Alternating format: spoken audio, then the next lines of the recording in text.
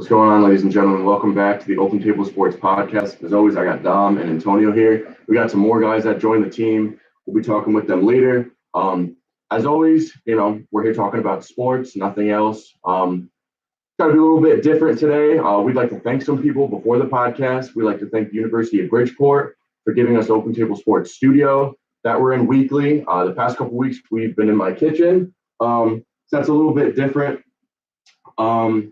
But now we're back at the Open Table Sports Studio on the campus of University of Bridgeport. We'd like to thank Boost Oxygen and Seat Giant. For Seat Giant, if you buy your tickets there, use the code MATT, all caps. And then we'd like to thank Fightful.com. So as always, we're going to kick off with our kickoff talk. We're going to get right into our Super Bowl predictions. I'm going to start off with our Patriots fan here. What's going on, guys? Antonio back. So great win. Shout out to the Chiefs. They played a hell of a game. Which is Brady didn't want them touching the ball in OT. And I think it's going to be a challenge facing the LA Rams. A lot of people are doubting them, but they're a strong team. They've got a lot of weapons, a lot of offensive weapons, a lot of defensive weapons. Their defense can go off at any moment. They really haven't done anything, but one play can spark the entire team and go crazy. I obviously have the Patriots winning. We're doing scores, or we're doing just predictions on the winners right now?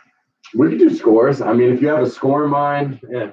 I got a score. I got 34-28, and I think it's going to be a good battle. The boy Jared Goff can throw. He has a bunch of receivers. He can hit up anytime he wants. It's a pretty good game. I know Dom has some thoughts on Jared Goff. Ooh. Yeah, no, Jared Goff I'm not a big fan of Jared Goff. I think he's going to go out there, look clueless in the first quarter. It's going to get to him. He looked clueless in New Orleans in the first quarter. The Saints just didn't take the opportunity to take advantage of it too much. But then again, the Saints should be in the Super Bowl right now. But I think the Rams defense won't be able to, just like every other defense seems to play New England in the playoffs, they're not going to figure out how to stop the dink-dunk wheel, slant, post, run, everything Patriots throw at him where Brady's throwing for 5 yards max. And Jared Goff, I think he throws a couple early interceptions, and honestly, they'll just dig themselves so far in a gap that they really won't be able to come back. I think if the Rams stop the run game of the Patriots, that's going to be the key in the game. If the Patriots can run for over 100 yards, whether it be Michelle, Burkhead, or White, whatever it may be, if the Rams do stop that run game, they could win easily. Because the Patriots' defense is very beatable. It's all about just stopping their run game, stopping those checkdowns, stopping that play action. Because once they get that run game going, those passes to the backs, they're going to start running that play action and getting deep to either Hogan or Edelman. You got to watch Edelman over the middle because he's been open literally every single play in the middle. So I don't know how teams keep doing that, whatever it may be. But stopping the run game is going to be key for the Rams and the Patriots. It's just going to be stopping the Rams going deep with Woods and Cooks. So there was like 2 or 3 times the Patriots had 3rd and 10 on the final drive in overtime, and they literally ran the same play to Julian Edelman, and it was wide open every time. There's just no reason for that. I don't know how hard it is for defenses to figure out. I'm happy they fired the defensive coordinator. They're bringing in Spags, which is a great thing for them. But the Chiefs didn't get any pressure on Tom Brady. How are you going to lead the league in sacks, tie for the league in sacks, and then not even touch Brady? The thing that's been helping the Patriots this offseason is protecting Brady in the run game. What do the Rams do? They get to the quarterback and they stop run games. So it's going to be a match of strengths between each teams. The Patriots are good against the pass. That's what the Rams like to go to. Patriots aren't that great against the run. They have Todd Gurley. So, it's going to be a big match between their strengths. But I think the Rams, I don't have a score. Can't really predict that. This whole offseason, or this whole playoff season has been just insane with scores, low-scoring games, whatever it may be. The 2 teams, which we're going to get into later, I feel bad for the Bears and I feel bad for the Saints. We'll be talking about that later today. But I have the Rams winning. I think the Rams have a little advantage, though. Tony Romo is calling the game, and this man has been on point with every play that the Patriots have run. And if they just have somebody in the booth listening to the live broadcasting, they might have a jump on the Patriots. Tony They're Romo going to pull told the Patriots on the Patriots. Exactly. Just call Tony and be like, hey, we need you to talk about what's going to happen. We're going to be least. We're going to eavesdrop, and then they'll probably have the game. Tony's been on fire. Shout out to him. He's doing I'm great. happy he made the Super Bowl. Yeah, No, I'm happy it's for time he him. makes the Yeah, Super Bowl. yeah. I mean, he couldn't do it in his playing career because that was sucks. And his collarbone couldn't hold up. But I mean, again, one got to look though for the Rams. That could be a changer and maybe a Super Bowl MVP if they win the game. C.J. Anderson. I'm a big fan of C.J. Anderson. He did great with Denver. He beat the Patriots in Denver with that overtime run. I'm sure you remember that one. Yeah, Few years ago. it haunts me. It still haunts me. Yeah. Every time I see his name, that's all I think of. Yeah, you had Al Michaels was like, C.J. Anderson going all the way. And now C.J. Anderson's been amazing in these playoffs. He's just going downhill, just barreling over people. Kind of reminded people of Mike Tolbert from the Panthers, the bowling ball. And I think he could do a lot because Todd Gurley, I don't know if he was injured or the moment got to him in New Orleans, but he looked awful. He was dropping passes left and right, and he only, they left him in for a few plays. He got the touchdown, but did nothing to impress. Jared Goff says that he believes Gurley will come back and play. He said he was going to get about 30 touches. He only got, 13? If And that. if that. He wasn't much in the second half at all. It was C.J. Anderson. Yeah, it was mostly. C.J. Anderson all the way in the second half. But maybe they wanted to keep Gurley, keep his legs fresh I mean, for the Super Bowl. Who knows what their game plan was, but we'll ask some other open table sports numbers now. Who do you got right now, Mark, for the Super Bowl? I want to go with the Rams. I do.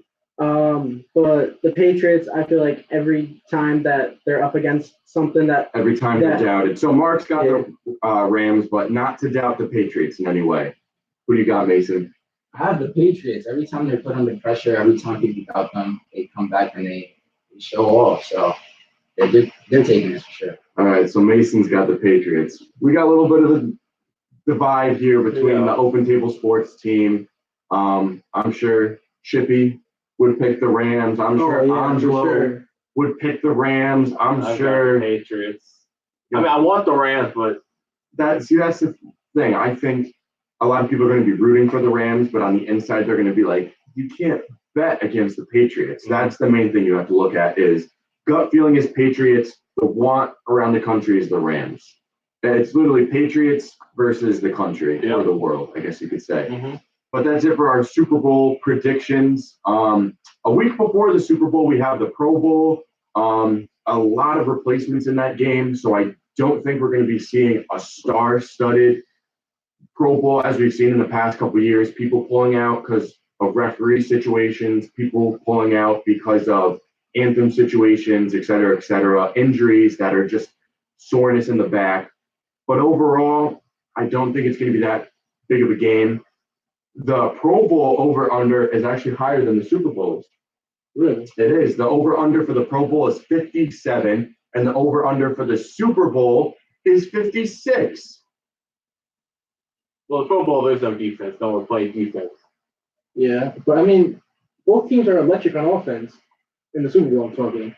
Both teams could drop points in the heart of a blink of an eye, basically. I mean, obviously not like the Chiefs. The Patriots can't score like the Chiefs, but still, those boys can put up some points. Yeah, but if you look at the past couple of years, the Pro Bowl hasn't really been that high scoring. I mean, to get to over 60 points, I mean, I don't see it. I mean, then because again, look at your quarterbacks in the NFC. You got Dak Prescott, Mitch Trubisky.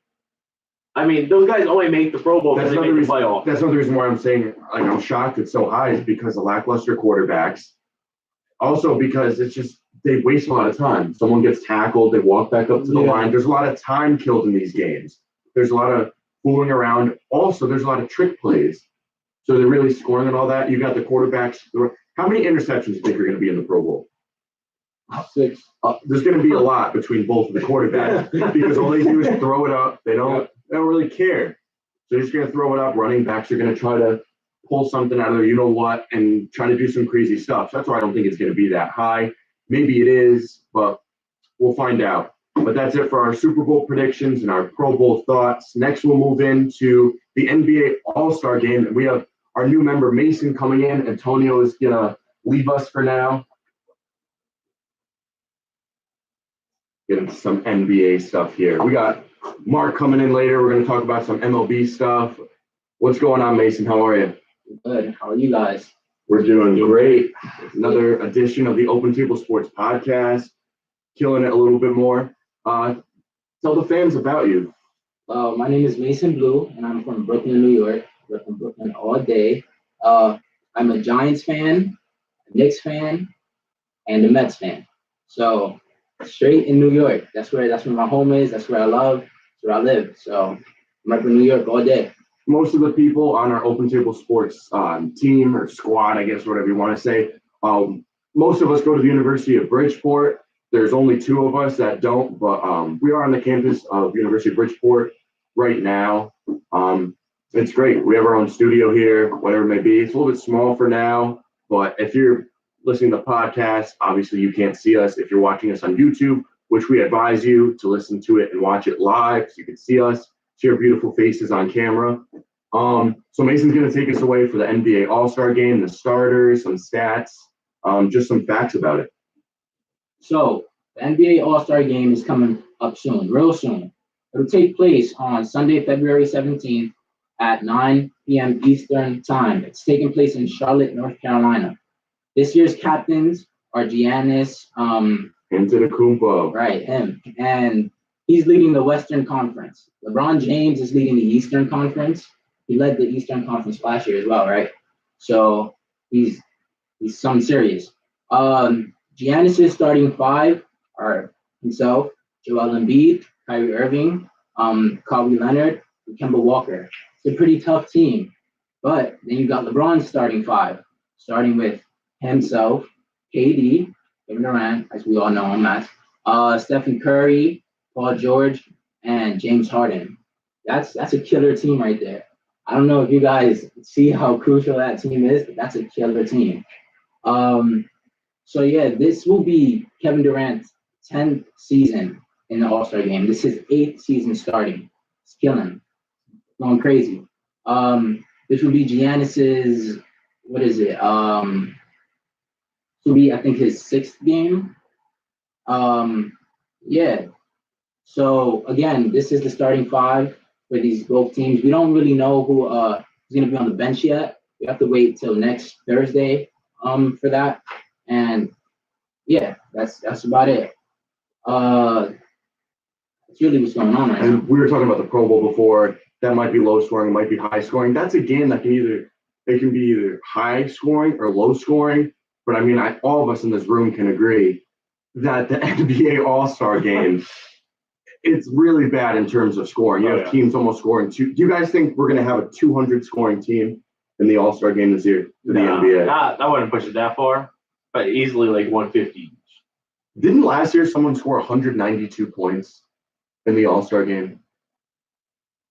Wasn't it like 192 to something? Let me look that up. Last year's score was 148 to 145. I could have sworn there was like one year there was definitely someone in the 180s or 170s. I could have sworn. But I think they gotta put something on the line for these All-Star games. There's nothing on the line. Don't do it like the old MLB where the winner got home field advantage. That'd be so stupid. Maybe, I don't know, what can you put on the line for this NBA All-Star Game? Maybe like an extra draft pick for a team, like say the East wins, and then like say you're the top team in the East or something. They got to put something on the line, whether it be the draft, whether it be money put into their cap space. Maybe if the West wins, they get an extra home game over the East next season or something like that. They got to put some implication for these players to play for something. I know the winning team gets money. Do these players really need money? Do they need money? They already have a bunch of it. Mason, what would you think the winning side should get? I mean, I definitely think they should get an extra draft pick, or and they get first draft pick at least. Because think about it. If they're good enough to take the All-Star Game, they should be getting rewarded in some type of way. The Mets are in agreement with free agent left-handed reliever Justin Wilson. And we actually have a Mets fan on right now. So what do you think of that signing there, Mason? It says it right there. It's a good sign. I think the Mets are going to definitely come up this season. Do you think they're first in the NL East? I think so. I think so. Tom, what do you think about that signing? Justin Wilson, left-handed reliever, formerly of the Cubs. It's a good signing. I still don't know if the Mets are the best team in the East yet. I still think the Braves are going to be. Honestly, I still got the Braves going to the NL champ. You got them going all the way? Not all the way. I think they'll play maybe the Brewers or the Dodgers. The Brew Crew. But honestly, if the Braves get a couple more additions, they're definitely a World Series contending team. I don't know. With that signing of Justin Wilson, they got Familia, Justin Wilson, now Edwin Diaz. I'm not saying that that's top of the line, but that's still pretty good for that division. Phillies, you can kind of forget them. Marlins, I don't know why they're still a team. I don't know why they're still a team. I would trade the whole team away. Yeah. But I like that signing. They needed a lefty reliever. They wanted Britton. They wanted Miller. They lost out on both of them. So now they get Justin Wilson. He's not a top-end reliever. He's not the best. He could still, serve as a top-end for their bullpen. Not top-end for the MLB, ladies and gentlemen, because we know we get stupid questions from people. Not top-end in the MLB, but he'll definitely be a top-end, probably for the NL. So back to we get breaking news here. Not that Justin Wilson's a breaking news player, but that is pretty big news. Especially that it's big news for the Mets. It's big news for the Mets. That's what we're getting at. So back to the All-Star game for the NBA. Well, last year's game was 148-145. LeBron's team taking the win. It was a pretty good game. Everyone loves seeing this Kyrie and Curry matchup all the time, and I know I love to see it. So I'm happy to see it again this year, and honestly, it's gonna be a great game. I think it'll be a pretty good game. Hopefully, no one pulls out or anything like that off of injuries and stuff like that. There's been so many injuries this year. Kawhi Leonard, Anthony Davis, Chris Paul. What we're about to get in right now with Victor Oladipo. There's just so much going on with injuries this year. LeBron James, you name it. There's been injuries. Steph Curry's had a couple nagging injuries. Draymond Green. Look at Kristaps Porzingis, DeMarcus Cousins just coming back. This has probably been the most injuries I've seen in one season. We're not even halfway through, and we have so many injuries that are. Look at John Wall as well. You can name anybody. Look at every single team in the NBA this year. There's been so many injuries. So as we did say about Victor Oladipo, he is out for the season with a ruptured quad tendon in his right knee. Dom, what are your thoughts on that? It's definitely a very disappointing thing to see. I hate seeing these guys go down like that. And it seems like just over the last few years, ever since, you saw Kevin Ware with that leg injury, it's almost as if these leg injuries are becoming more common, because before that, I couldn't really tell you the last time I saw a gruesome leg injury like these guys are getting. And now whether it's the NFL or the NBA, these people are just getting gruesome leg injuries. And I don't know what the spike is for. I mean, NFL, obviously the hits are, that. And then these just falls in NBA, you will land the wrong way and it's it. So it's kind of just freak of nature, but it's just so common. I don't understand why it's picked up so much. Maybe it's because they're working their bodies out too much. Maybe they're practicing too much. Maybe they're lifting too much, whatever it may be. But you do see in today's NBA a lot of strong competitors. It's a lot quicker. The gameplay today, back then, it was just get it into the post and that was it. So, it is tougher on their bodies today, but also there's better care for people, better doctors, better treatments and stuff like that. They have that, what's it called, the cryotherapy or something like that, whatever it may be, where they put themselves in an ice chamber and it literally freezes your muscles to the point where you just don't feel the pain. What are your thoughts on Victor Oladipo being out and what it means for the Pacers, most importantly? Victor Oladipo, he's a good player. He averages nearly 20 points per game, 6 rebounds per game, 5 assists per game. That's a pretty good player. He's also a team captain, some people would say. He has a leadership role on the team. So with him being gone, that's crucial to the team. Justin Wilson got $10 million for 2 years. That's $5 million per year for him. So this is a big blow for the Pacers. He's the leader. He's the main guy for them. Sabonis has to step up. Thaddeus Young, he has to step up. Do you think they make a trade for someone else? They could. I don't know if they need to necessarily. I mean, they are third in the East, so obviously it might knock them down to 5 or 6 here in the next, I don't know. run. The thing that's going to benefit them is they do have a very easy schedule the next couple of months. I was looking at their schedule last night before the podcast because, we all study up before it. We don't just aimlessly talk about stuff. We have stats here, stats here. We have 4 phones right here filled with stats. So people who want to discredit us, people who want to say stuff like that, just stop because we have all our stuff here. We know our stuff. You see us active everywhere. We have our personal accounts and stuff like that. But we do know our stuff. Maybe the Pacers just don't have trade pieces. What are they going to trade away? Draft picks? Just because Oladipo got hurt? They're not going to do that. That's why I think they might even get bumped out of the playoffs. But the only way they could stay in the playoffs is an easy schedule. That's all I can see them working in their favor. But I think what it comes down to is, do you really think you have a chance this year to win the title with Oladipo out? Because you don't want to give up too much in the form of draft picks if you don't realistically think you have a chance this year. If not, then you just got to ride it out and maybe make the playoffs, get some respectable result. If you really think you have a chance this year, then you go all out and try to get someone to replace Oladipo. That's another big factor is the Warriors. That's literally what's ruining every single team this year is the Warriors. If they didn't have just Durant, they'd probably still be the top seed. If they didn't have DeMarcus Cousins either, they'd probably still be a 2 or 3 seed. But some more news out of the East is the Bulls acquiring Carmelo Anthony in cash from the Rockets. Chicago is expected to waive or trade him again. Probably trade him near the deadline so they can get a lot more for him. Because why would they trade him now? Because he's not a need right now, but more near the trade deadline, he's going to be more of a need.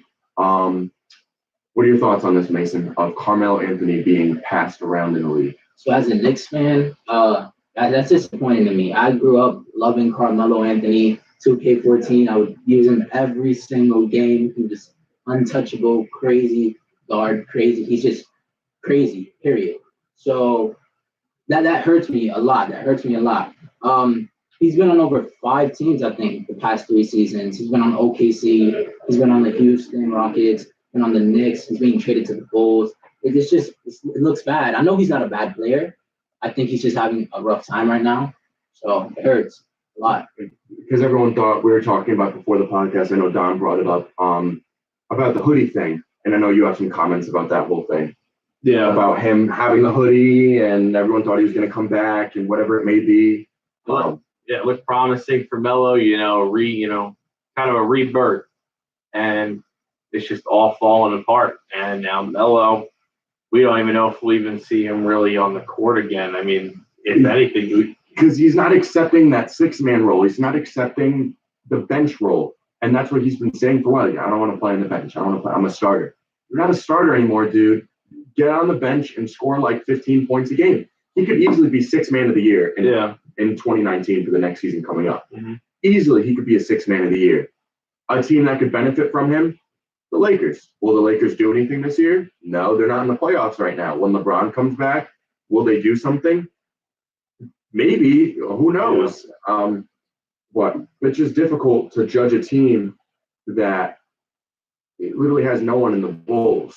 Like, why did they do this? Well, I mean, for Carmelo taking the 6-man role, you have to understand where he's coming from with that. He was a prospect. He was a star at one point. Everyone loved him. So he still kind of has that little pride in him where he thinks that he has the potential to be a starting player. So it's hard for him to accept that for sure. I think someone you can compare him to is Andre Iguodala, former star, wasn't passed around a lot, obviously, but he accepted that bench role, being the 6-man for the Warriors. He's someone you can definitely compare Carmelo to, being an all-star, going to that bench role. So I think that's another big thing to look at is what he's willing to accept and what he's not. Because he did sign the veteran minimum, which I'm surprised he did. But, I mean, he wouldn't get signed anyway if he didn't accept that minimum. So with that, we're going to close it out. Anything you want to tell the people about yourself, Mason, as you leave? I should be here often. So, and I'll bring a lot more stats, and I'll come in heavy next time. So there we go. That's Mason, everyone. We'll obviously see him more in the future with the podcast weekly. Remember, everyone, Fridays at 1:30. It's the Open Table Sports Podcast. Now we're going to bring in a new member, and Mark. Mason's going to be stepping away. So a lot going on this week. This is a big week for sports. A lot going on. Next, we're going to move into the top remaining MLB free agents and where they might sign. Everyone, this is Mark. He's going to tell you guys a little bit about himself, his background, the teams he likes, and what's going on, Mark. Nothing much. I'm Mark. I'm from Fairfield, Connecticut. I'm a Red Sox fan, a Giants fan, and a Lakers fan. So I kind of go a little everywhere for sports teams. So now we're going to get right into it with the top remaining MLB free agents and where they might sign. Who do you got as your top ones left? We just saw Justin Wilson go. Yankees have made a formal, as I was told earlier today, Yankees made a formal offer to Manny Machado. He might be gone soon. Bryce Harper, he might be gone soon. Who do you got and where are they going? All right. So right now, the top agents, in my opinion, are Bryce Harper, Manny Machado, Dallas Keuchel, Craig Kimbrell, and Mike Moustakas. Now with Harper and Machado, we've had this drama going on since the end of last season. Where they're going to sign? How much are they going to get? Because going into the offseason, a lot of people were thinking, 10 plus years, 300 mil or more. Now, the thing is, Harper got that exact contract from the Nationals at the end of last season, and he turned it down. He wanted to test the free agent market and see what he might be able to get. And so far, not really much has come from that. Harper, though, I at this point, I think the only two teams that would make sense for him right now would be either going back to the Nationals or going to the Phillies. As you'll notice, as I'm talking about more of these free agents, a lot of them I think would be great fits for the Phillies. The Phillies have a bunch of money to spend. They don't really have any kind of cap restrictions or anything. As soon as the season ended for the Phillies, they said they were going to spend stupid money. Antonio and I were talking about this a couple weeks ago on the podcast. Dom and I even talked about it before, that the Phillies were willing to spend stupid money, and they haven't gotten anyone at all. They got David Robertson. Yeah. So they got one bullpen piece, Yeah. a couple other small. If they don't get Bryce Harper, then that's a big letdown for the Phillies this whole, offseason. I think Bryce Harper does go to the Phillies. Manny Machado, I still think he's going to the Yankees. I have to say it. I think the Yankees do trade away Andujar. Maybe they swipe up Bauer. Maybe they swipe up Kluber. If they do trade for Madison Bumgarner, the Yankees, Bumgarner's going to have to waive his no-trade clause. So we'll see what happens with that. Who else do you got? So I have Machado. Like you said, he might go to the Yankees. I'm a Red Sox fan, so I don't know if I'm biased and maybe part of me doesn't want him to go to the Yankees or not, but I still don't see how the fit would be right, because I get that Didi's going to be out for the first half of the season. So you could put Machado at short, but Andujar is not a bad player. He's a very good young talent. That's the important part, is he's very young. So if the Yankees get Manny and they start him at short, then when Didi comes back, they push him over to third. But Manny's big thing is he wants to play short. That's one of the big things with him. So again, I have him either going to the Phils or the White Sox. They offered him a 7-year deal a couple weeks ago, and that's still on the table. He hasn't declined it. So the next guy I got is Keuchel. Now the thing with Keuchel is the big thing that teams want now are guys that can throw very, very hard, like 98 plus. That's not what Keuchel is. Keuchel's fastball usually clocks in like 89, maybe low 90s every now and again. But the big thing with Keuchel is he's a ground ball pitcher. So this this time in baseball, everything's about home runs, hitting as many as you possibly can. And Keuchel doesn't allow fly balls very, very often. I mean, he at this point, I get that he won the Cy Young in 2015, but now I don't see him as like a top of the line ace kind of pitcher, but I can still see him as a very solid number 2 or number 3. Once again, I think he'd go to the Phillies. I've heard that the Yankees have been thinking about him. He's wanted to play in New York before too. He said actually during the season that he wouldn't mind going to New York. Who knows? People said they want to play everywhere, and then they don't end up going. So I feel like the Phillies are in on everyone. the Apparently, Phillies are in on everyone. The White Sox, Yankees have been known to be in on a bunch of people, but they filled a lot of needs. Re-signing Britton, Ottavino, getting LeMahieu, Tulowitzki, re-signing Gardner. So many things have been happening with the getting Paxton, re-signing Happ, re-signing CC. They've been doing a lot. I think if the Yankees do get Manny Machado, that we could be seeing Voit or Birdie going, and then you could still keep Andujar. So you have Andujar, Manny Machado. You can put Andujar at first. You can put LeMahieu at first. You can put Tulowitzki at first. You have a lot of guys that you could shift and move around, and we could be seeing the best infield of all time. Yes, I said it. The best infield of all time. Tulowitzki, LeMahieu, Machado, Andujar, Luke Voit, Gleyber Torres. That will be the best infield of all time. Thank you. Who else do you have? So the next guy that I have is Kimbrel. Going into the offseason, he was one of the top closers on the market. Surprisingly, he still has not been signed. Since coming into the league in 2011, he's had 30 plus saves every single year. I mean, he has a fastball that can get triple digits.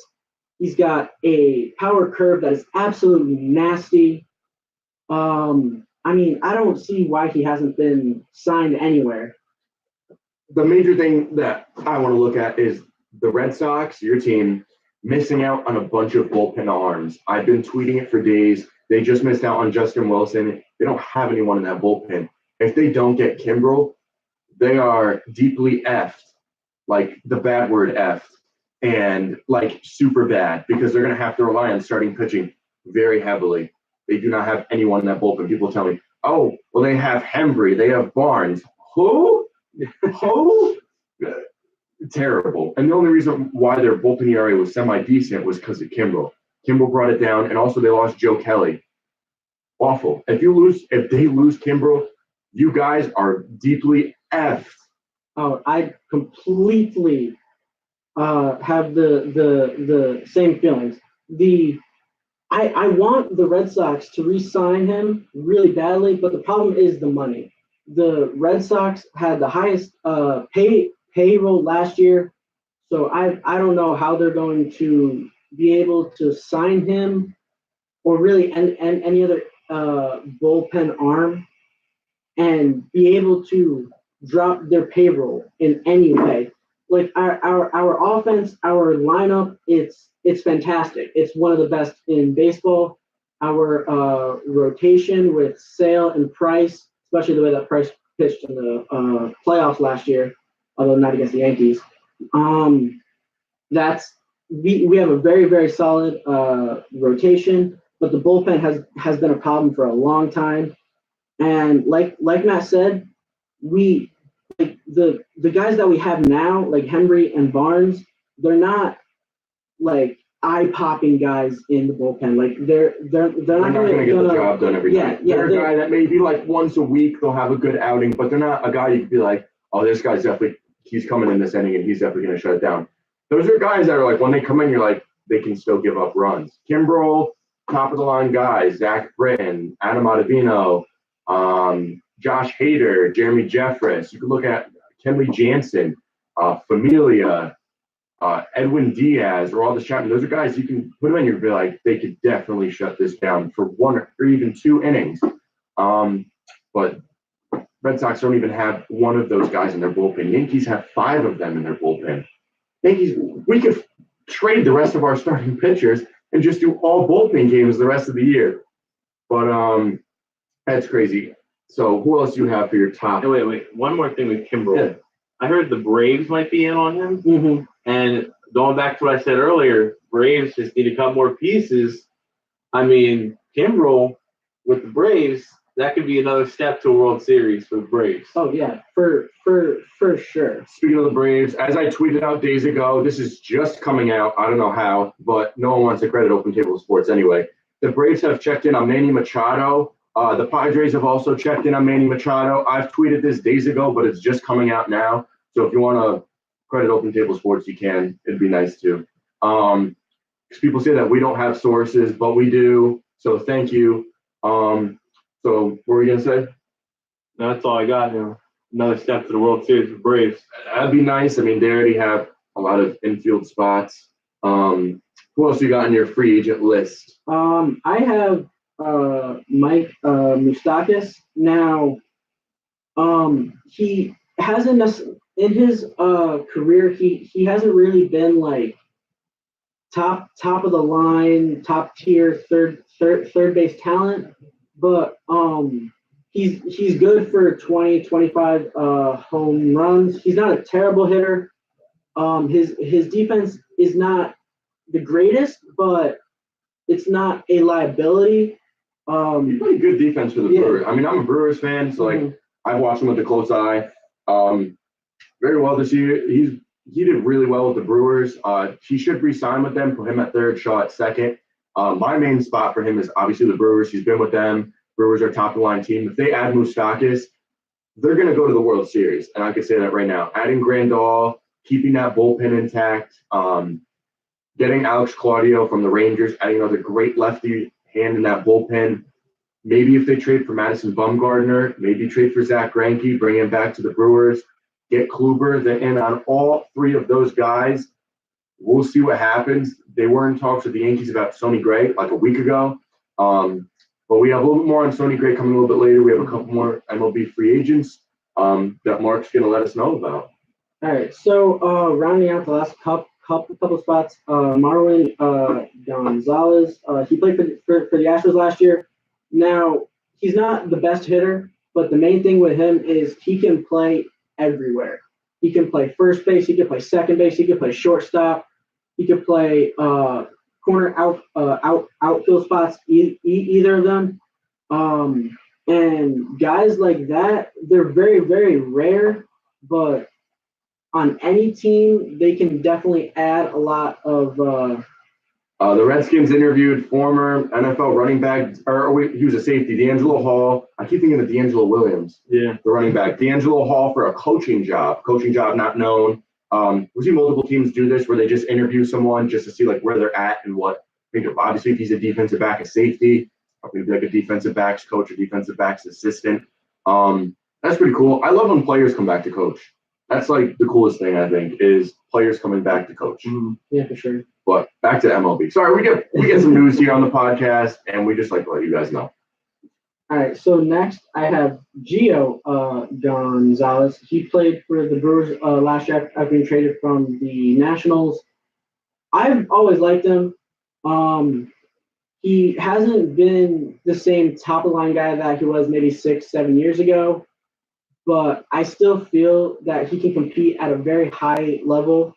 I could definitely see him going back to the Brewers. Their rotation definitely leaves some to be desired. So him and another guy on my list, Wade Miley, who he's kind of underrated, but kind of not. He had a crazy sub-3 ERA for the Brewers last season. He was very underrated. He did great in the playoffs, great in the regular season. I hope the Brewers bring him back. He's great last year. Hopefully he can replicate that this year if he does re-sign. If he goes to another team, I hope he sucks. But yeah, I hope he comes back to the Brewers. Yeah. I have Adam Jones. He's always been a very, very good player, but he's said that he wants to stay in Baltimore. We got other breaking news. Nothing to do with sports. The government shutdown has ended. Go on. So I don't like Jones has his charity. I believe is based in Baltimore. Like his whole life is there. I don't necessarily see him going anywhere else. And last, I have Clay Buckles. Now, I know he used to play for the Red Sox. When the thing with Clay is when he's healthy, he's very, very good. This year with the Diamondbacks, he was 7-2. He had a 2.01 ERA. He at this stage, like a lot of the previous pitchers, he's not a top of the line guy, but if you have like good top two pitchers, he'd be a good like 3, 4, maybe 5. Then no, he is a really, really good pitcher. The problem is you don't know if he's going to be able to stay healthy. Injuries have definitely plagued him over the course of his playing time, so that's a big factor. If he hopefully when he signs, it's most likely going to be a short deal, maybe 1, possibly 2 years. It would probably be best for teams to see if he can stay healthy over the course of a full season. Could be an option and then deal. go from there. Yeah, Could be like a 1 year with an option. They usually do that for injured players or players who haven't been that good. It could definitely be an option deal for him. Yeah. So yeah, those are basically the best free agents left. You know, as you guys know, if you've been following baseball, the off season's been going on for a couple months now. So a lot of the top guys obviously have already been signed.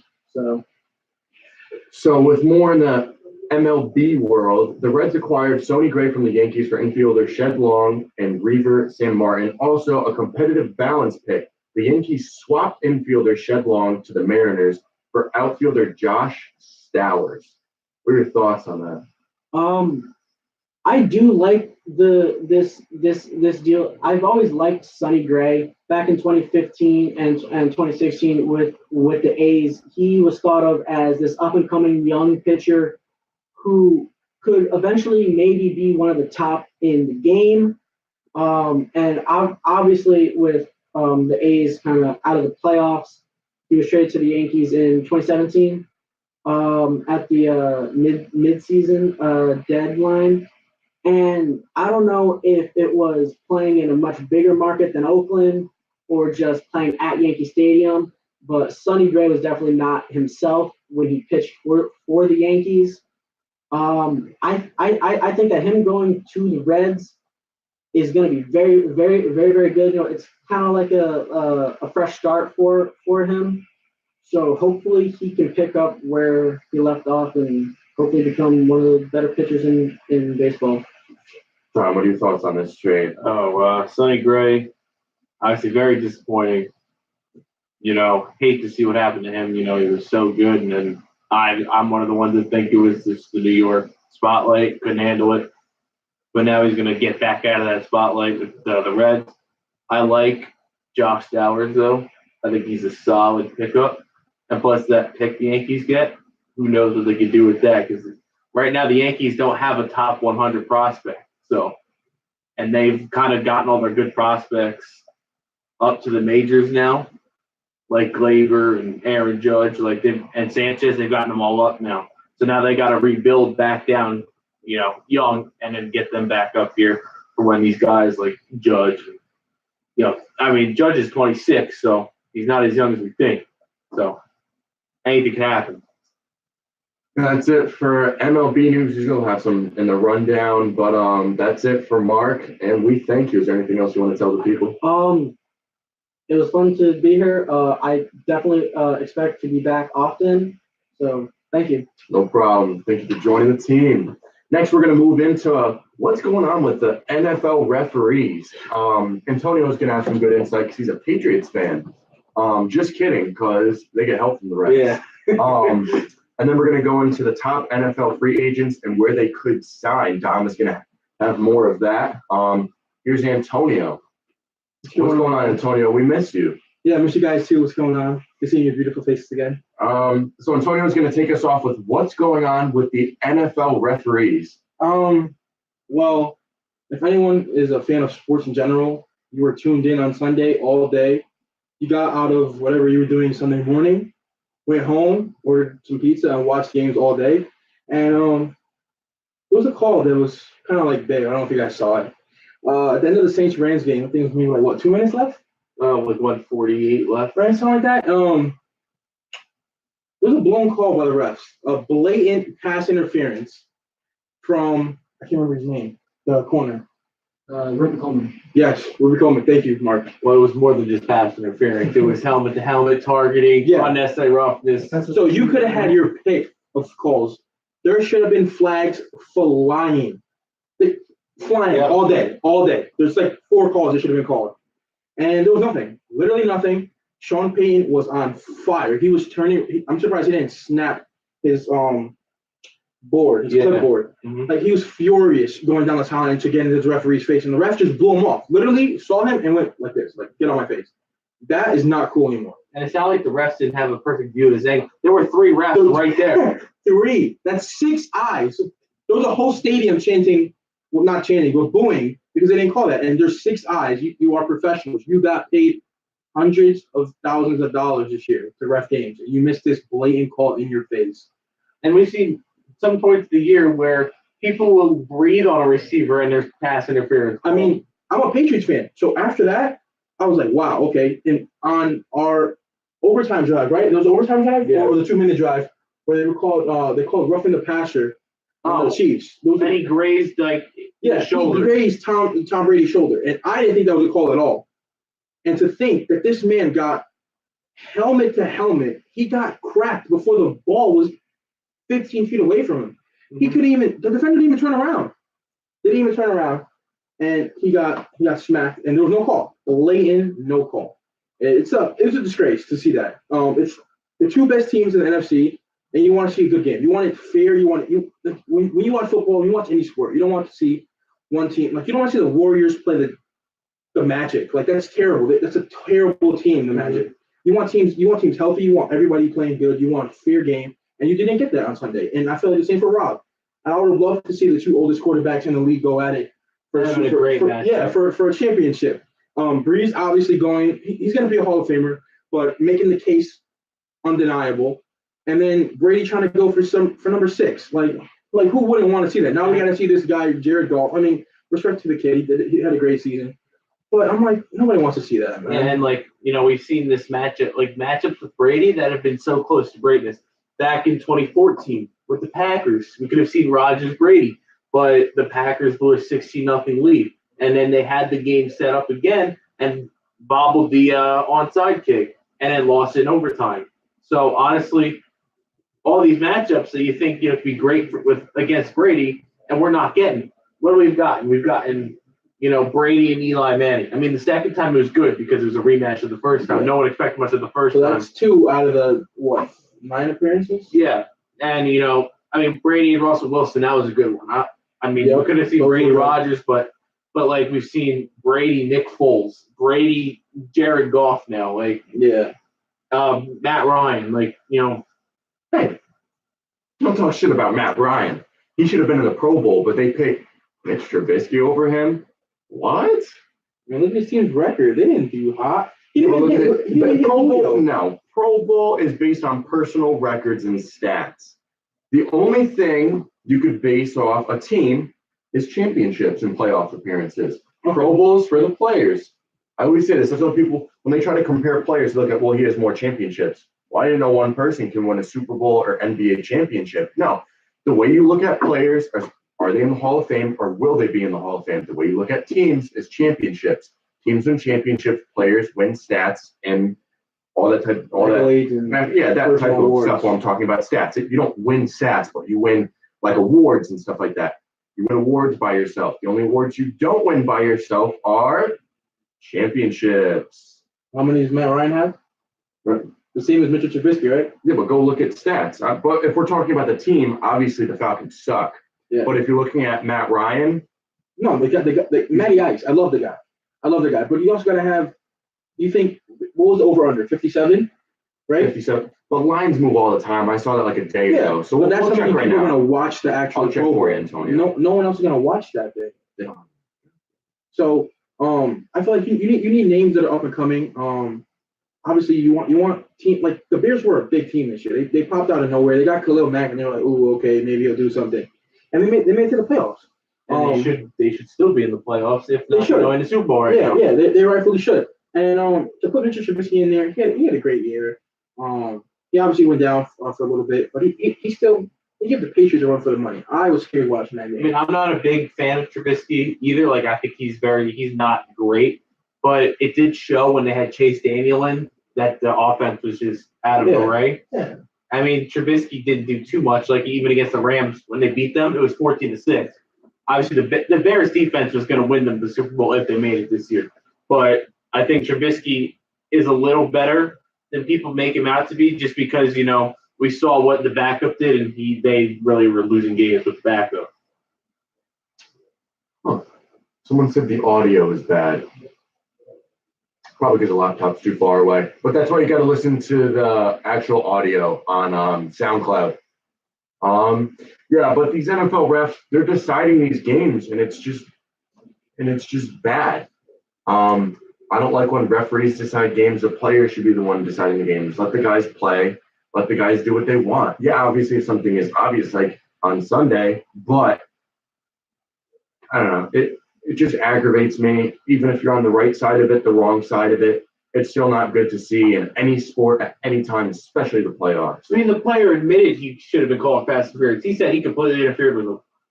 I mean, obviously, all he had to do was turn around and he has the interception. I mean, but he just didn't turn around, drilled him in the head with his helmet, and there's no call for it. It's unexcusable, and the NFL won't say anything. Roger Goodell won't speak up, and Benjamin Watson especially, called him out for it. And Ben Watson is one of the nicest, most respectable guys in the league. And now Ben Watson doesn't get to play another game because they want to make that call. Yeah, it's just crazy. But we'll go now into the top NFL free agents and where they could sign, not where they will sign, where they could. Antonio and I talked about this the other week. It's not where they will, it's where they could or might. Thank you. All right. So we've got DeMarcus Lawrence from the Cowboys, and I can't see him leaving Dallas. I think Dallas is definitely a good stay for DeMarcus Lawrence. They'll, if anything, they'll franchise tag him, keep him on that line. Trey Flowers from New England brings up, something interesting. I know you know Trey Flowers. Yeah, Trey. I love the guy. At first, I wasn't a big fan. He didn't really catch my attention. I thought maybe he should be a hopeful piece, here and there, making a small play or whatever. But the guy's come really big for us. Time and time again, he's proven down the stretch, 2-minute drill, and we're on our butts basically because our defense is pretty trash. That he can make plays for us. So I'm happy about that. If we could, I would franchise tag him just to get him back. If the guy wants some money, don't be too crazy because Bill Belichick will let you go. And we do like you, so don't go too crazy with your amount. Win some more rings with us, right? Have fun. And yeah, I like Trey Flowers. DeMarcus Lawrence. Yeah, I think Dallas is a perfect fit for him. When Jerry likes someone and you perform for Jerry, Jerry loves you and wants you for the rest of his life, which I don't think he's gonna be much longer. He wants you, and that's what he's gonna do. Jerry has the big bucks. Robert Kraft does too, but Robert Kraft's not paying anybody, so Trey don't go crazy. And DeMarcus, have fun, get your money if you can from Dallas, and then hopefully make the playoffs next year and have a better run. So we look Jadeveon Clowney. The Texans would just be beyond stupid to not at the least franchise tag him. I don't think he'll be too happy about that.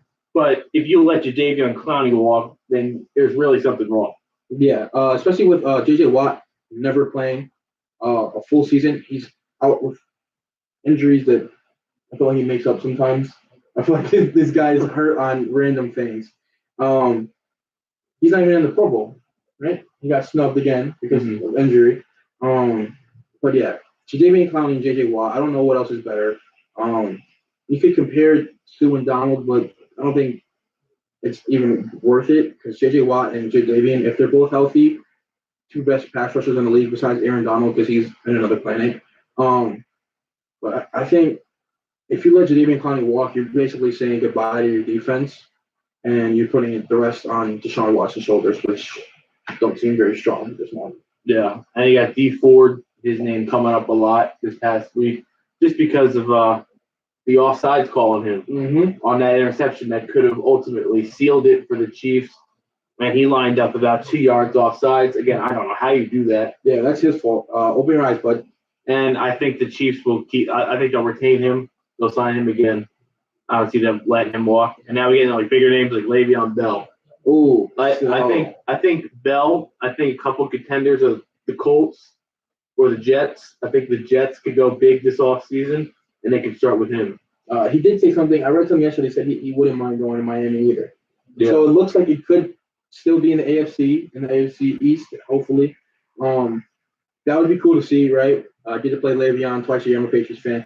But I would love for this man to go play with Andrew Luck and what's the other running back name? Something Mack. Marlon Mack. Marlon Mack. That backfield would be insane. Mm-hmm. He broke out this year. This man, he was insane. When it wasn't Luck, it was Mack. That was, and obviously Ty because Ty does his thing.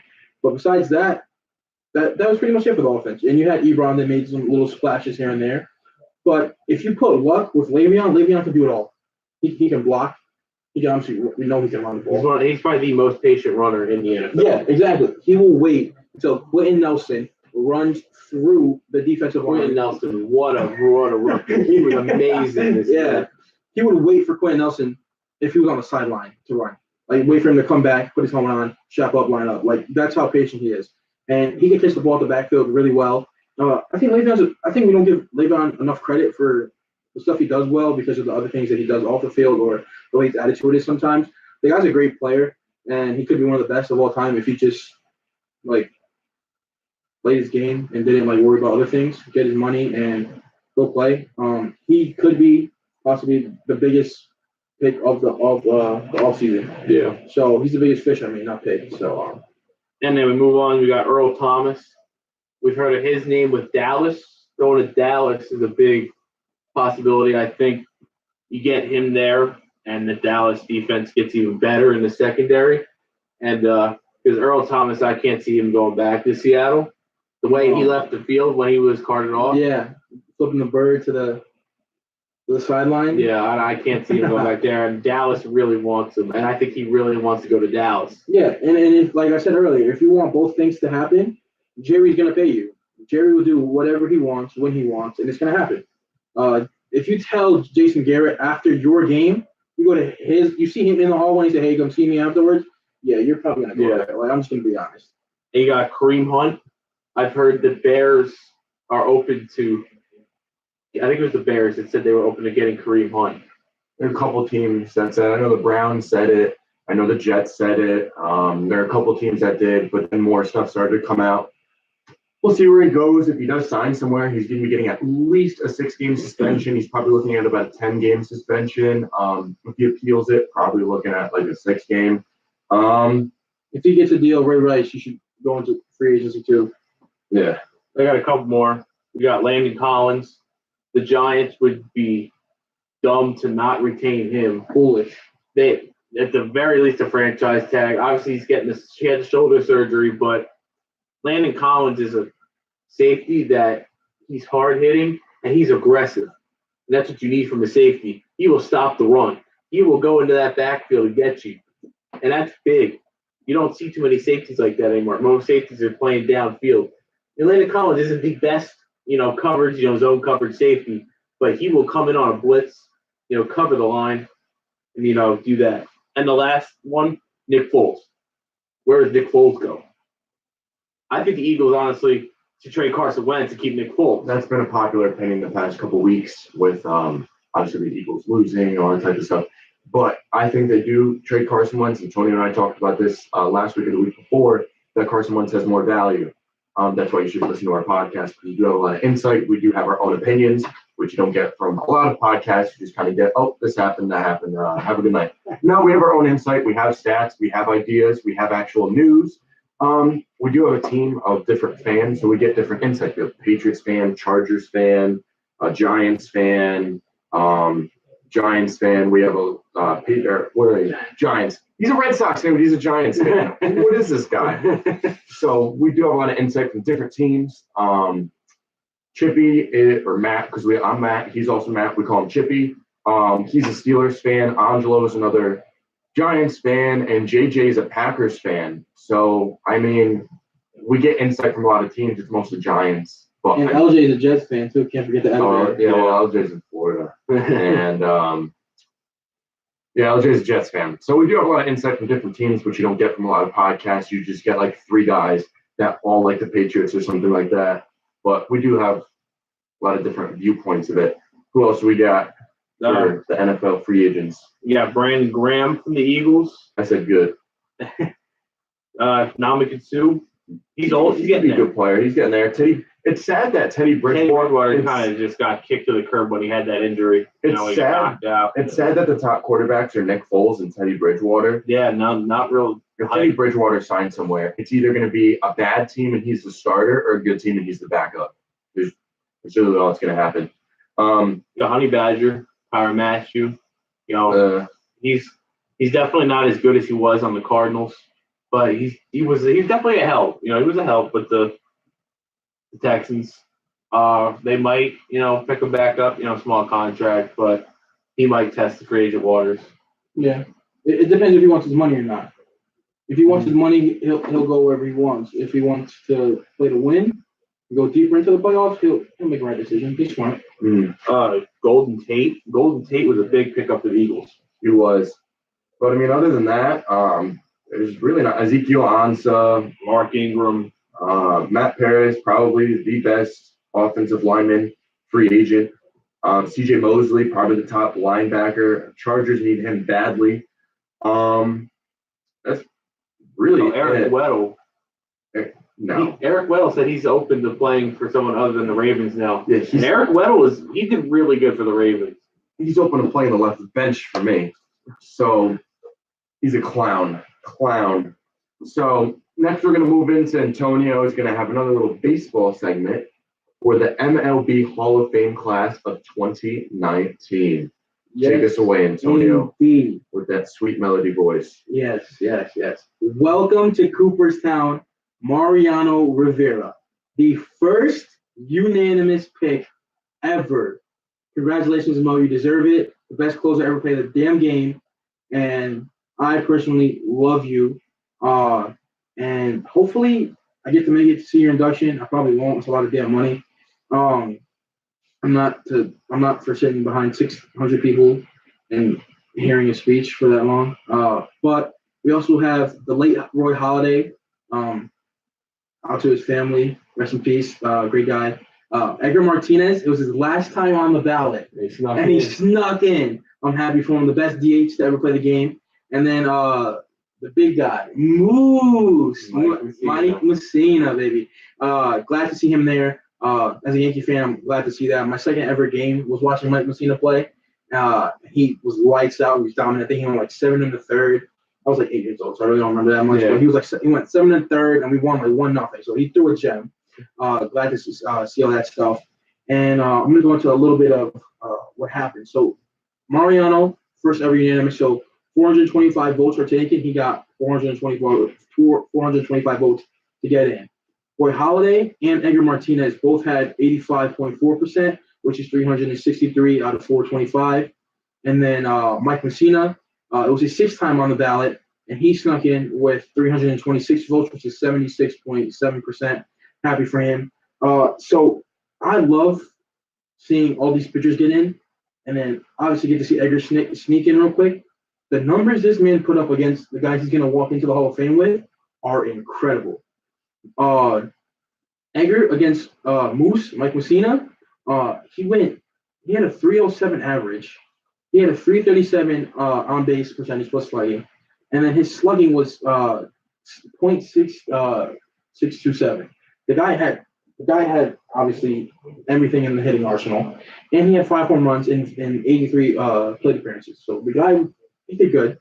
Halladay, who I think was possibly one of the best players to ever play in this generation, he had a 4.44 average. He had a 4.74 on base percentage, and he had a 7.22 slugging. And he had 100. He had 1 home run in 19 plate appearances. So obviously Doc was amazing, but that was good stuff from Edgar. And Mariano, which includes the postseason, he had a he had 1,000.53 slugging in 28 and 23 plate appearances. So he was killing it. And yeah, those guys all deserve to be in there. And I wish nothing but the best for them. And hopefully they get the happy life after that. That's great. I love the Hall of Fame.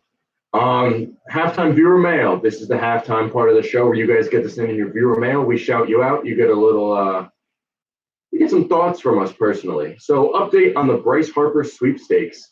As we said before, as Mark said, we have the Phillies in the running, White Sox, Yankees have been a sleeper team, Dodgers were in it, but now they're not. So you could take the Dodgers out of it. Main runners are going to be the Phillies. Second is going to be the White Sox. Sleeper team is going to be the Yanks. Where do you guys think Bryce Harper goes? I think, to everyone's belief, it'll be the Phillies. Really, that's a popular. I mean, I can't see him going anywhere else. The Yankees, I just can't see him doing it. I think the Yankees, if they're more focused on one or the other, it'll be Machado. Bryce Harper, it'd be amazing to have him in New York, but I think he'll probably go to the Phillies. I think that's the best fit right now. What do you think, Antonio? Where do you think Bryce Harper lands? Bryce has really not been talking a lot. Obviously, we saw things from Machado liking pictures on Instagram saying the Yankees. His nephew wants him to play for the Yankees. Bryce has been really quiet and staying to himself. Obviously, the popular pick is the Phillies because they got all the money in the world and they're not going to do much with it. I don't know, man. I feel like he would end up going back to Washington just because it'll be another resort where he's like, why not? He plays there another, 8-9 years. He does what he's been doing the whole time. He'll get a freaking trophy. He won't have to pay for another meal while he's in D.C. Probably get a key to the freaking White House for all we know. So I think he goes back to Washington. Washington. I don't know. I just can't see it after he already declined them. I know they upped their offer. I know they wanted to, get him back. They wanted to spend whatever money they could, but I guess the consensus pick here, besides Antonio, is just Phillies. Everyone else picked the Phillies when we had Mark on earlier. So we'll see what player in the upcoming NFL draft can be a sleeper. This is from Anthony from Long Island, New York. The previous Bryce Harper question was from Kyle from Milford, Connecticut.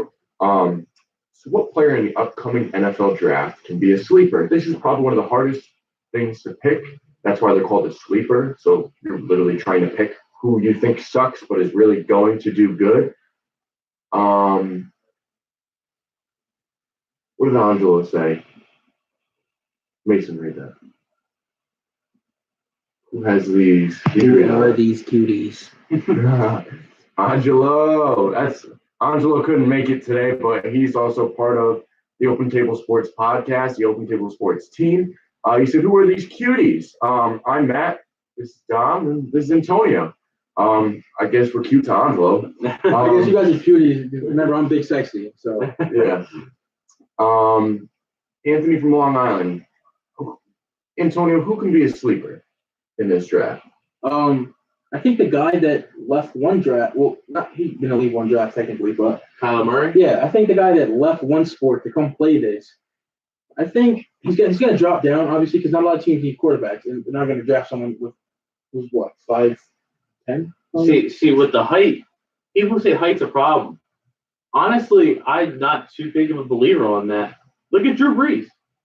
Drew Brees is one of the best quarterbacks Baker Mayfield.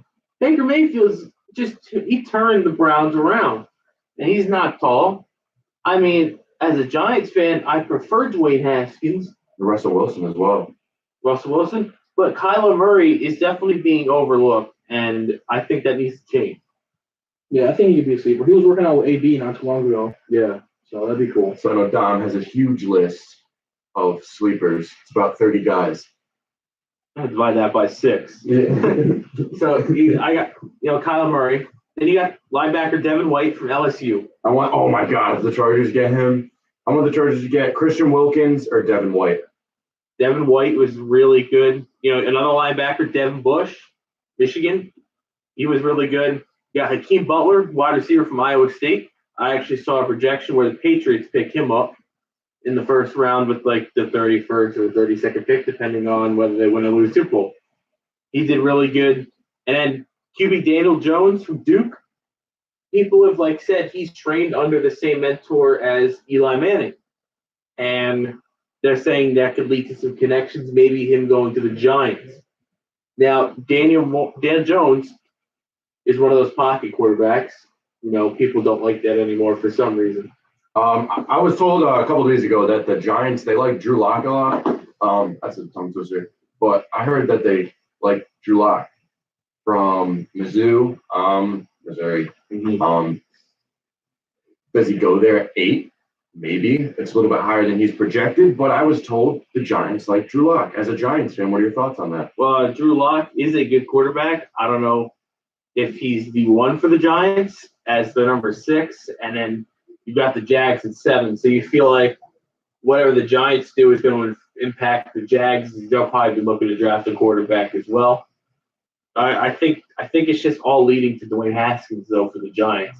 He grew up in New Jersey. Grew up a Giants fan. He posted that picture of him in a Giants uniform on Twitter, and he is also said he would sit on the bench for a year and learn behind Eli. So I just got this again. This is probably the podcast where we've gotten the most news during it. Yeah. I'm sure we can all agree. Yeah. But the Padres have upped their interest in Manny Machado and are said to be making an offer to him in the coming days. And they said if it's within their price range, and obviously Machado says yes, then he could land with the Padres. What's up with them? Where's this money coming from? These dudes paid Eric Hosmer like $160 million. I'll take that. yeah, Where's this money coming from? Who are their endorsers? Where are they getting this money? They're not a good team. I don't know who's a good prospect for them. I like Franchi Cordero because he has my last name, but that's about it. I have no one else on that team that I know. But yeah, but the NFL draft should be weird this year because it's good, but it's not as good as it was last it's not as year. good as it was last year. But it's that sleeper draft where it could be good. But yeah, that's it for the NFL draft sleepers. This is one for Dominic. This is from Chris from Indiana. What drivers do you think can get their first win this year for NASCAR? So you look in the Cup Series, you got, rising talent William Byron taking over he's driving the 24 that was made famous by Jeff Gordon, who is going to be inducted to the Hall of Fame next Friday. You got him. I think he's got a lot of talent. He's won a championship in the Xfinity Series, so look for him to get his first win, if not more, this year. Daniel Suarez switching to Storehouse Racing. Good change for him. I think he'll get a win this year. And Alex Bowman in an 88 car, replacing Dale Jr. last year. I think he's also another one to look at to maybe steal a win this year. Maybe at a restrictor play race, or maybe Phoenix is really good there. Good question. See, it's called open table sports. We're not just 2 sports. We're not 1. We're not 3. We are all just idiots that say, we do curling. No, we don't. We don't. We do the real sports. NASCAR, I consider an athletic hobby. I don't consider it a sport. But, so now we're going to go into the rundown. Everyone knows this is the quicker portion of the podcast where it's a little bit run through. I know Antonio has some points on some stuff here. The script is actually 3 pages long today. It might be actually, all right, no, it's 2. It's a long 2. So Dodgers signed outfielder A.J. Pollock to a 4-year, $55 million contract. I know, Antonio, you wanted to say something about that? Yeah, so the Dodgers are my National League team, and to trade away Puig and Kemp and Alex Wood, I feel like a lot of people forget Alex Wood was in that trade too. Mhm. He was a good young piece. For nothing, literally nothing. And they signed Pollock, and I'm like, man, come on. If you're gonna sign someone, go for the big fish. Call Bryce, tell him you want $300 million, give it to him. Let him earn his place or earn a freaking monument somewhere. Like the guy, it's Dodger Stadium. Both poles, the fence is 4 feet tall. It's not that hard. He can hit a line drive and hit it 400 feet. It's not that hard. I feel like he would have been worth the money. And as we said before, this takes them out of Bryce Harper. They'd have to make another move to get Bryce Harper and clear a lot of cap space. They'd have to trade literally 8 people to get the cap space. Yeah. The Cardinals re-signed wide receiver Larry Fitzgerald to a 1-year contract. Obviously, this might be his last one. The Oilers fired GM. Pete, how do you say that? Chiarelli. Pete Chiarelli. There we go. Giants signed starting pitcher Drew Pomeranz to a 1-year, $1.5 million contract. The Braves re-signed outfielder Nick Markakis to a 1-year, $6 million contract. The Chiefs fired defensive coordinator Bob Sutton and hired Steve Spagnuolo for that same position. The Rangers signed infielder Asdrubal Cabrera to a 1-year, $3.5 million contract. The Angels signed closing pitcher Cody Allen to a 1-year contract. Cowboys fired offensive coordinator Scott Linehan. The Hurricanes acquired, this is your part, Tom. You got Nina Ryder going to the Wild for Victor Rask, center. Tom is our NHL guy. Yankees signed relieving pitcher Adam Ottavino to a 3-year, $27 million contract. So, thank you, Brian Cashman, for being smart and getting our bullpen back to where it needs to be because you let David Robertson walk.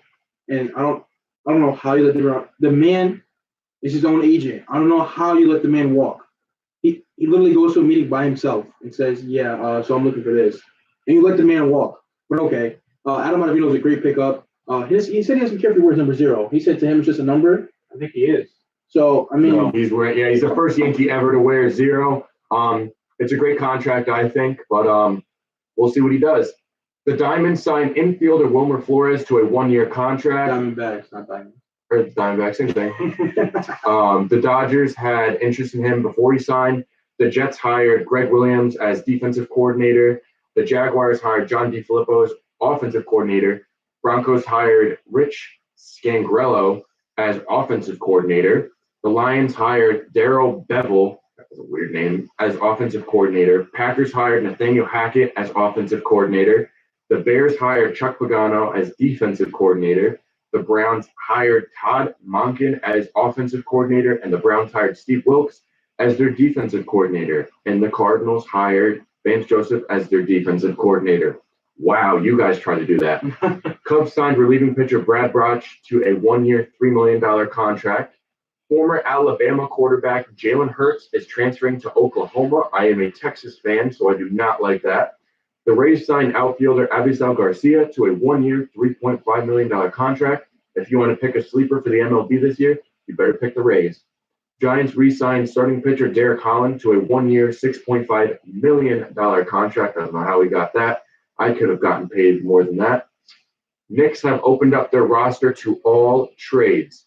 Mavericks point guard J.J. Barea tore his Achilles and is out for the season. Dodgers acquired catcher Russell Martin from the Blue Jays for 2 prospects. Running back Le'Veon Bell has interest in playing for the Miami Dolphins. The Dodgers are in deep talks with the Marlins about catcher JT Realmuto.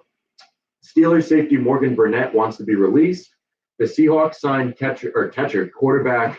He's not catching anything. The only thing he's catching is the third string. Seahawks signed quarterback Paxton Lynch. Nationals signed relieving pitcher Vidal Nino. Mavericks are trying to trade. Oh, I really botched that up. Are trying to trade point guard Dennis Smith Jr. very hard and are looking for any trade to get rid of him. And Dom has some tennis stuff. So the Australian Open, we're heading into the final rounds. But before that, we saw the GOAT 20-time major champion Roger Federer fall in the 4th round to Stefanos Tsitsipas. And people are starting to think, is this the end of Roger Federer? People have always been saying this for the last 10 years, when will he retire? He's now playing the clay court season, so look to see Federer this year, maybe being his last. The final for the men's will be between Novak Djokovic, Rafael Nadal, 2 of the top 3. Rematch of the longest match ever, final ever. And then the women's final, we'll see Petra Kvitova and Naomi Osaka. That's it for the rundown. That's it for the podcast today. We had a pretty long one, 1 hour and 20 minutes. Introduce some new guys to the team. And as always, we're going to be back next Friday at 1:30. We might be starting our nightly updates at 7 p.m. They might be live. They might not.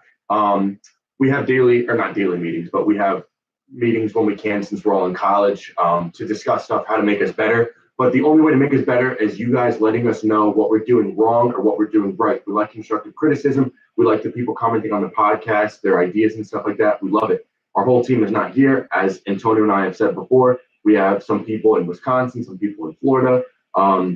So we're a little bit spread out now, down from New Jersey, obviously Brooklyn, favorite, but we're all from Connecticut, some of us. But just let us know what we're doing wrong, what we're doing right. We love retweets, likes, shares, whatever it may be. Let us know.